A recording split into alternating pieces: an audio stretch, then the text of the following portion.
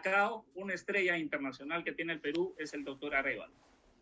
El doctor Enrique Arévalo, que ha sido ingeniero por la Universidad de la Selva, de la UNAS, Agraria de la Selva.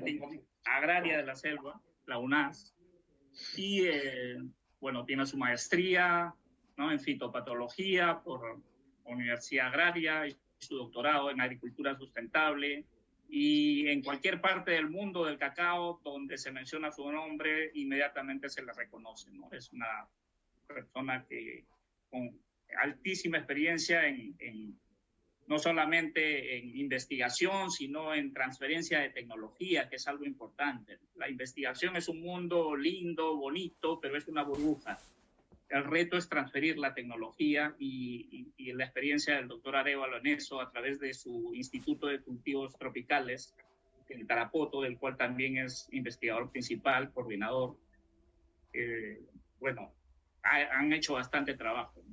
Y bueno, ahora lo hemos invitado para que un poco, a partir de estos dos términos, ¿no?, el tema de compatibilidad es un concepto con el que nace la relación con el doctor Arévalo y la científica. La primera tesis, la primera persona que se gradúa de ingeniero agroforestal, ¿no?, se gradúa haciendo el tema de compatibilidad en el cacao en el Instituto de Cultivos Tropicales.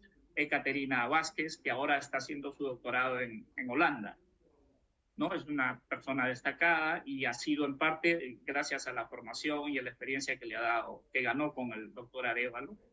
Y ahora pasamos, seguramente va a hacer algunos comentarios, y pasamos al tema de fondo, que es el tema de la sostenibilidad, ¿no? Es el gran tema debido a la normativa europea, que constituye un reto, ¿no?, para los productores nacionales, porque ahora están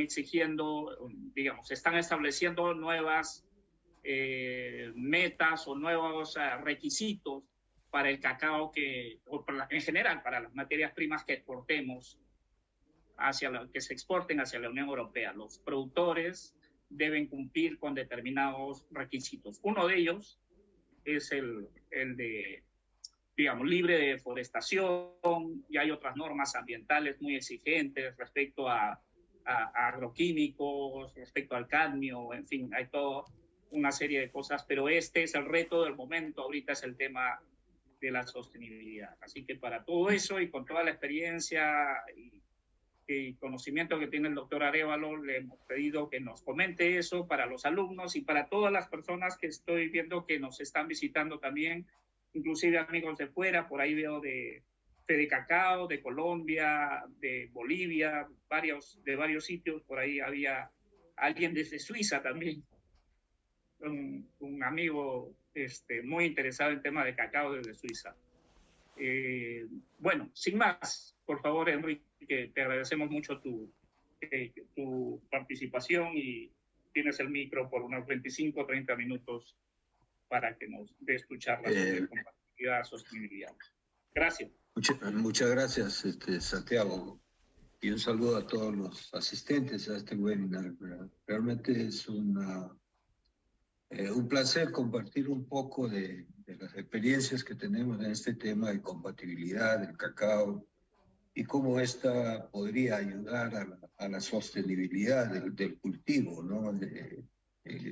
A raíz de estas nuevas normativas que la Unión Europea ha vuelto a sacar, ¿no? No se contentan con los metales pesados, ahora sacan otras. Pero en fin, nosotros estamos ahí para estos retos y ver cómo podemos hablar. Particularmente yo estoy laborando actualmente pues, en la Universidad Nacional Autónoma de Alto Amazonas, en Yurimaguas. Justamente ahorita me encuentro aquí en Yurimaguas, pero no he dejado de lado de dirigir el Instituto de Cultivos Tropicales, que es una organización que está dedicada más al tema de investigación y extensión agrícola, que se ubica en Tarapoto, ¿no? En Tarapoto nosotros tenemos poco más de 60 hectáreas dedicadas a investigación en diferentes cultivos tropicales y por más de 25 años trabajando con el tema de cacao, ¿no? Desde que el Perú empieza a ser cacaotero prácticamente, ¿no? Por historia, nosotros sabemos que el Perú es cacaotero gracias a otro cultivo que empieza con C, que es la coca. Si no hubiera sido cocalero, quizás el Perú tampoco hubiera sido cacaotero, ¿no? Le digo esto porque en los años 70 el cultivo de la coca en el Perú sobrepasaba las 260.000 hectáreas, ¿no? Es en ese momento en que se empieza a buscar alternativas en cómo cambiar esa mentalidad o esa economía netamente cocalera hacia una economía lícita, y es donde empezamos a promover el cultivo del cacao, ¿no? Además del cacao también se promovió el café, ¿no? Pero particularmente el cacao tuvo mucho más respuesta en los productores, y es ahí donde empezamos a importar el cacao del Ecuador, que es el CCN 51, que en ese momento era el arma perfecta para contrarrestar esta economía, ¿no? Cocalera. Te digo el arma perfecta porque el CCN pues, es una planta de alta productividad o de alta producción.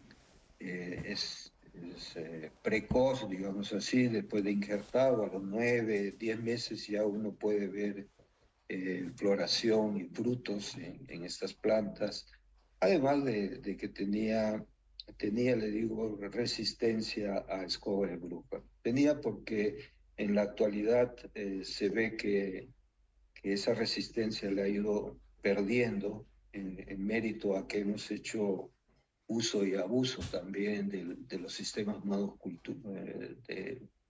monoclonales con este genotipo, ¿no? Aunque la Alianza Perú-Cacao en los últimos años ha tratado un poco de diversificar estas áreas de CCN con cacaos trinitarios, ¿no? Finos de aroma. Pero en fin, eso es ese, digamos, quiebre o esa aceptación hacia el cacao fue bastante grande, fue bastante importante porque todos los programas de desarrollo alternativo pusieron su grano de arena para que realmente el Perú esté como está, cerca a más de 160.000 hectáreas de cacao en la fecha, ¿no? Cuando en los años 70 no llegaban ni a 10.000 hectáreas siquiera, ¿no? Entonces, es importante por ese lado, pero el instituto empezó a hacer investigaciones para ver qué tecnología mejor se aplicaba en nuestro país para poder también mejorar, ¿no?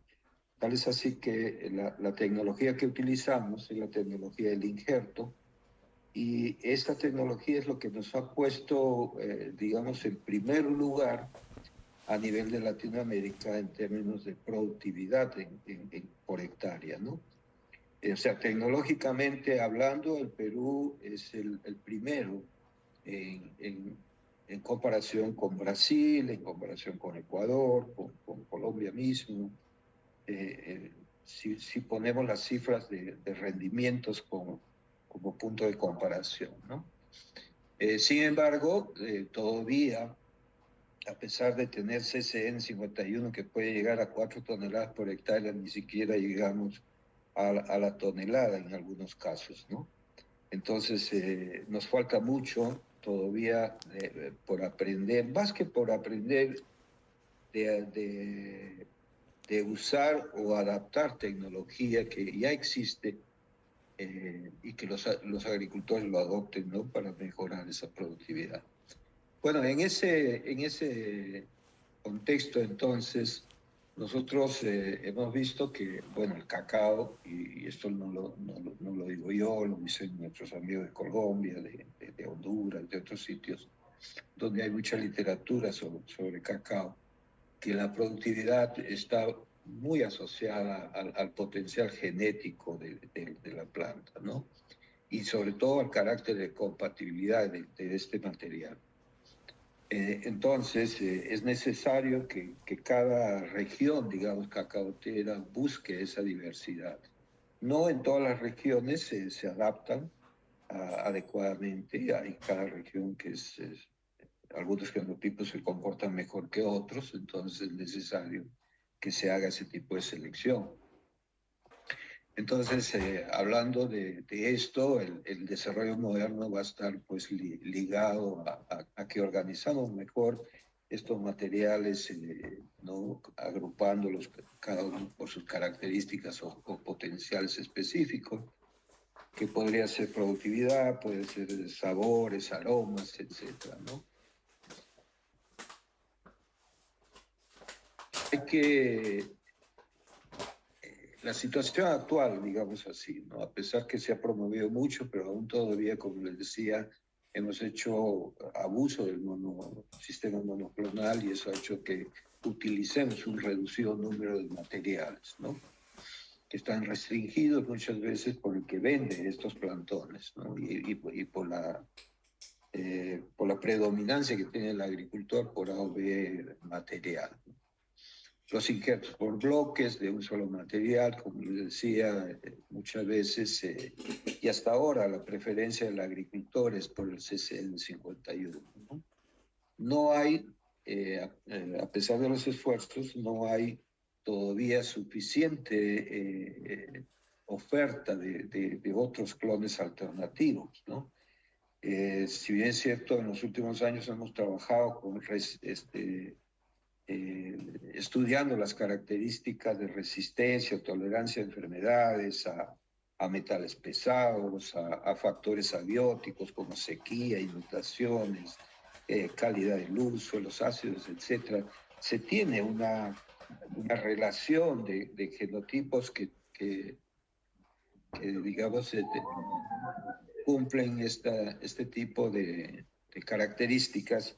Sin embargo, estas son apenas pocas plantas. Entonces, el siguiente paso ahí, pues, todavía falta poder implementar sendos programas de propagación masiva de estos genotipos, ¿no? Todavía se desconoce el potencial productivo, la calidad, hay mucho por estudiar todavía.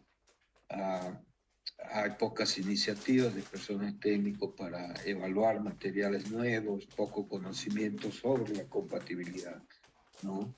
E intercompatibilidad de estos materiales. Si bien es cierto, hemos caracterizado en sabores, en aromas, en rendimientos, en, qué sé yo, en tolerancias a diferentes factores bióticos y abióticos, pero todavía se desconoce este tema de la compatibilidad e intercompatibilidad, que es muy importante, sobre todo para la producción de cacao, ¿no?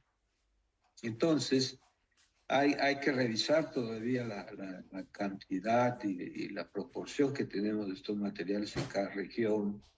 Hay que definir cuáles son las zonas más importantes. Estamos viendo que haber sembrado a veces cacao en zonas que no son aptas trae consecuencias como el tema de metales pesados, por ejemplo, ¿no? Que no se hicieron prevenciones anteriores, ¿no? Hay que clasificar a estos materiales por sus características sobresalientes, ¿no? Sobre todo, ¿no? Granos que sean superiores a 1.6, esto lo recomiendan nuestros amigos de Colombia. Ellos hicieron muchas campañas para buscar justamente materiales que tengan estas características de granos grandes y no granos pequeños, pero nosotros hemos visto que los cacaos que tienen más sabor, más aromas, son infelizmente pues menos productivos, ¿no? Pero en fin, son políticas que cada región debe adoptar de acuerdo a sus características, ¿no? Hay que buscar una eficiencia productiva, el número de frutos, ¿no? Considerando el índice de mazorca, que es el número de mazorcas que se necesita para 1 kilo de cacao, y el índice de grano, que es el tamaño, propiamente dicho, ¿no? O sea, cuánto pesa un grano de cacao, ¿no? El desarrollo vegetativo, el porte, qué tan exigentes pueden ser en podas. Hay genotipos que necesitan más podas que otros, resistencia a enfermedades, ahora a plagas también, porque a raíz del uso de estos sistemas monoclonales han aparecido nuevas plagas, ¿no? O las plagas que en algún momento no han sido importantes, como es el caso del mazorquero, por ejemplo, que es una carmenta, ahora sí tiene revista importancia porque está produciendo sendas pérdidas. ¿No? En el caso de escoba de bruja, ahora ya ha vencido la resistencia del CCN, es decir, posiblemente es una raza de Monilioptera perniciosa mucho más agresiva que la anterior, ¿no? También el tema de pisos altitudinales, zonas agroecológicas son importantes considerar. Y en algunos lugares ya se está trabajando este tema de denominación de origen, ¿no? Para mercados especiales. Pues bien, antes de entrar al tema de compatibilidad, hay que saber también cómo es la polinización del cacao, ¿no? La polinización del cacao, en términos naturales, es una polinización, pues, entomófila, ¿no? Pero para eso hay que conocer un poco las partes del cacao. O sea, es una flor muy pequeña, ¿no? Apenas puede llegar exagerando los más grandes a 2 centímetros de tamaño. Pueden imaginarse, es una flor pequeñita y que da origen a una mazorca que puede llegar hasta 20, 30 centímetros de tamaño, ¿no? Entonces, es importante eso porque conociendo esto es que nosotros vamos a determinar más adelante los tipos de fecundación que tiene esta planta, ¿no? Sobre todo el caso del órgano masculino, que está cubierto, ¿no? Que está cubierto por los pétalos, ¿no? A manera que no lo deja libremente y no es tan fácil tener una polinización abierta como es en el caso de otros cultivos, ¿no? Lo que sí es más abierto, aún así está protegido, es el ovario, ¿no? Donde se puede ver el estigma y el estilo aquí. Está cubierto por estos 5 estaminoides, ¿no? Estas como barditas que tiene la flor de cacao. Entonces, como le decía, la polinización natural en el cacao es un tenófila, ¿no? Generalmente el principal polinizador es esta Forcipomia, que es un díptero, ¿no? Es un Ceratopobinae, es muy pequeñito, ¿no? Es muy pequeñito que apenas sí se nota a la vista, ¿no? Esta foto es fantástica que lo logrado tomar algunos amigos ahí y se puede ver esta pequeña mosca que ingresa dentro de esta cubierta que les decía para poder extraer el polen y luego llevarla y colocarla en el estigma, ¿no?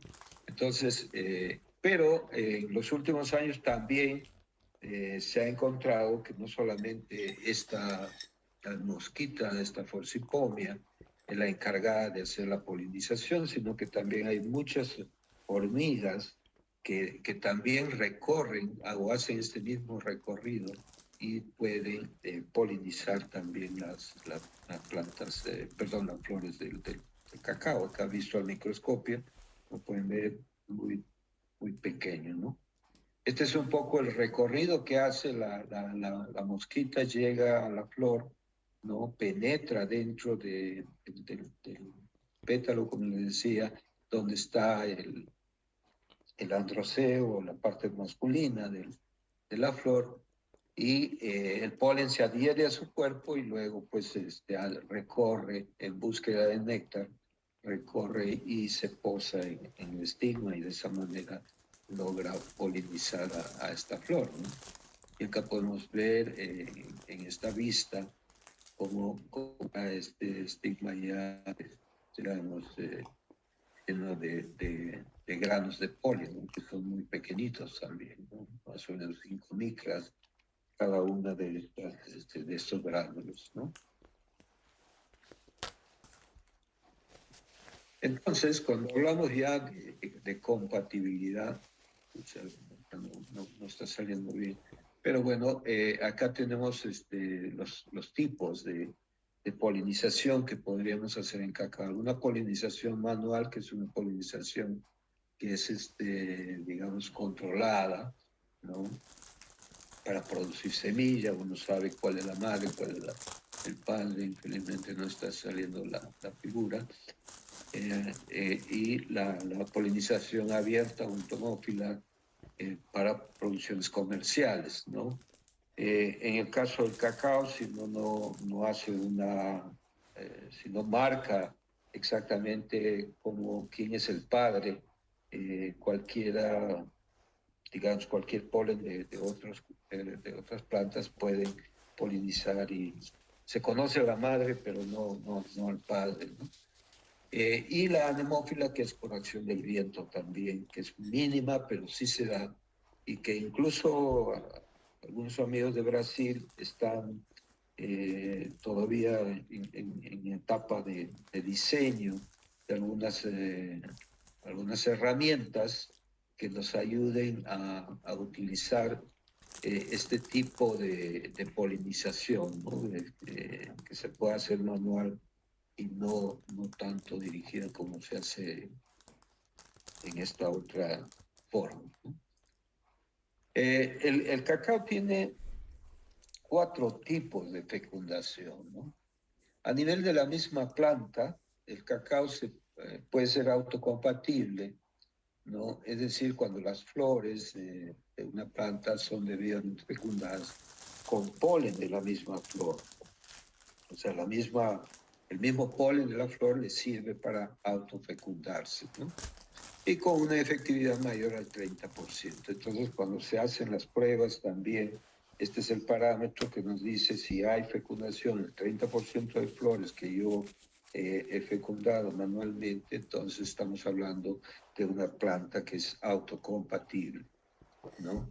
La autoincompatible es cuando la flor no se fecunda con su propio polen, ¿no? Necesita el polen de otra flor para poder fecundarse. Entonces aquí ya tenemos dos tipos en la misma planta, en la autocompatible y la autoincompatible.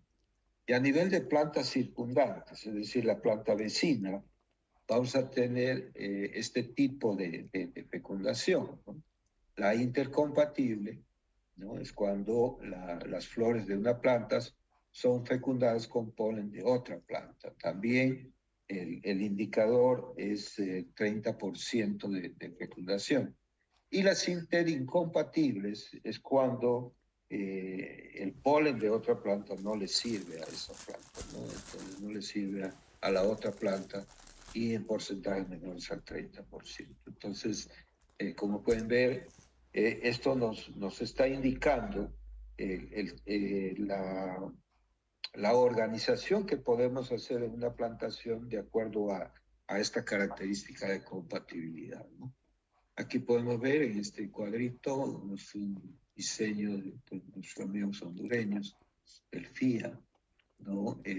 Donde se puede ver que hay una abundante formación de frutos cuando los árboles son intercompatibles, ¿no? O sea, el polen les sirve de ambos lados, ¿no? O sea, tanto el polen de esta planta le sirve a esta y el polen de esta le sirve a esta otra. Y a su vez son autocompatibles. Entonces, de esa manera nosotros optimizamos la fecundación. Lo que no va a haber buena formación de frutos es cuando hay interincompatibilidad entre ambas plantas y a su vez son autoincompatibles, ¿no? Por ejemplo, tenemos el IMC 67, es un clon muy bueno en términos de grano, ¿no? Tiene granos grandes, sin embargo es autoincompatible. Entonces, si a veces el agricultor cree que porque encontró una mazorca buena, granos grandes, él siembra puro IMC 67, no va a tener éxito, ¿no? ¿Por qué? Porque las plantas son interincompatibles y a su vez autoincompatibles, entonces va a haber poca formación de frutos, ¿no? Entonces, ya nos está también estas características, nos va a indicar qué tipo de plantas yo debo poner a su alrededor, ¿no? Entonces, aquí es donde buscamos materiales para poder aprovechar justamente esta variabilidad, ¿no? Del tamaño del grano, el índice de grano, desde 0.8 a 2.5 gramos por grano. El índice de mazorca que va entre 10 a 40 frutos. Imagínense tener solo 10 frutos para tener 1 kilo de cacao. Nosotros sembramos, por ejemplo, CCN 51 a una distancia de 3 metros, tenemos 1.111 plantas por hectárea. Y necesitamos, en el caso del CCN, pues 16 frutos, 15 a 16 frutos para tener 1 kilo al año. Sin embargo, ni siquiera llegamos a eso, ¿no? En algunas fincas no llegamos a tener ni siquiera 1 tonelada, que serían 16 o 15 frutos de CCN por planta, ¿no? Entonces eso nos está diciendo que se pierden muchos, ¿no? Porque el árbol de cacao produce más de 7.000 flores al año.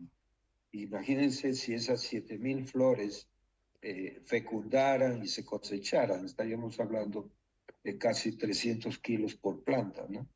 Sin embargo, ni siquiera llegamos a tener 1 kilo por planta en un año, ¿no? A pesar que hay una gran cantidad de flores. Entonces ahí hay otros factores que van a entrar digamos, a tallar en la producción de cacao, que también deben ser controladas, y en la medida que vamos controlando eso, la productividad se va a incrementar, ¿no?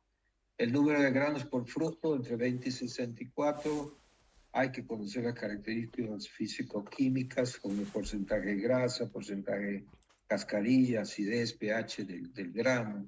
Es importante porque eso va a traducirse en calidad de chocolate, ¿no?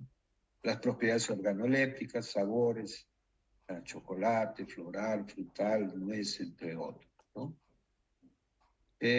También tenemos que entender un poco las exigencias en cuanto a la fermentación, ¿no? Cuanto menos mejor, ¿no? De 3 a 6 días, algunos pueden llegar hasta más, con el caso del CCN, por ejemplo, hasta 8 días, ¿no? Comportamientos ecofisiológicos como la brotación, la floración, el porte del árbol, y sobre todo esto, ¿no? La respuesta diferencial en grado de compatibilidad e intercompatibilidad variando de 0 a más de 90 de afinidad, ¿no? Importante. Y la resistencia o tolerancia a plagas y enfermedades, ¿no? Entonces, aquí podemos ver algunos genotipos internacionales más conocidos, los ICS, son la Imperial College Selection de Trinidad, los TSHs, el 565 es el que más se está usando, ¿no? Es una selección de Trinidad. Los UF 613 también, United Freight Collection de Costa Rica.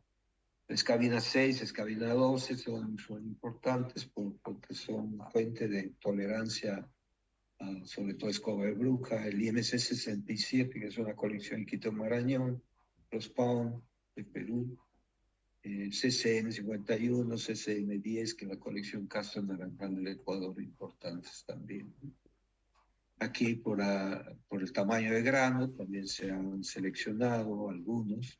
Los mayores a 1.6 gramos por gramo tienen el ICS 6, el 39, el 60, la escalina 6, para faltar una letra.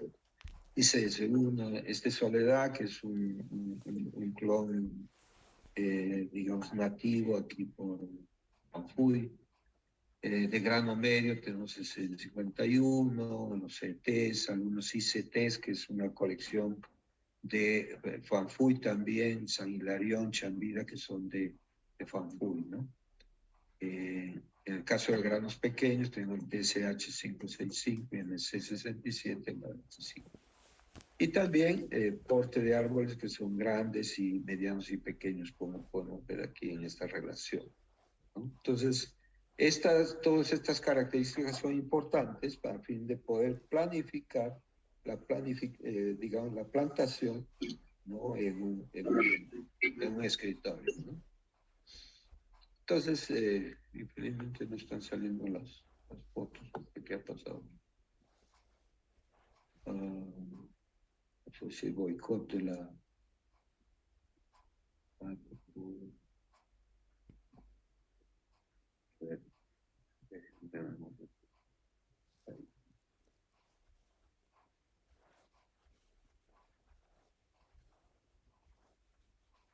Bueno, no sé si se ve acá en pequeñito, no sé qué está pasando, que no sale en grande.